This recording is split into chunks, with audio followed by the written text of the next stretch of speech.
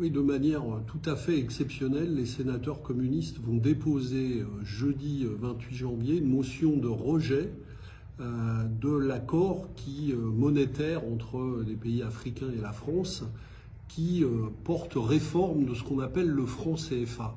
Alors pourquoi est-ce que nous déposons cette motion de rejet? D'abord parce qu'il y a un problème de méthode. Cette réforme concerne au premier chef 130 millions d'Africains, de 8 pays africains, et aucun parlement de ces pays n'a encore été saisi de ce projet d'accord. Donc la France, une fois encore, est la première à ratifier ce projet et donc prend la main dans le précaré français en Afrique pour ne pas laisser les Africains décider de l'instrument monétaire dont ils ont besoin. Donc il y a quelque chose de scandaleux et d'ailleurs il y a un aspect très significatif, c'est que la Commission des affaires étrangères n'a même pas été saisie pour avis de ce projet, c'est seulement ici la Commission des finances qui en parlait. Donc pour la France, c'est très clair, ça n'est pas une affaire qui concerne au premier chef les Africains, c'est une affaire qui concerne le Trésor français. Touchez pas au Grisby, ça nous appartient, donc c'est aux Français de décider. Donc cette manière de faire nous paraît tout à fait scandaleuse. Le gouvernement français présente cet accord comme une sortie de ce qu'on appelait le franc CFA. En vérité, il n'y a rien de tout ça. Ça n'est pas une avancée vers un instrument monétaire plus indépendant et plus souverain pour les pays africains. C'est au mieux un ravalement de façade du franc CFA, avec les mêmes règles, les mêmes fondamentaux que précédemment.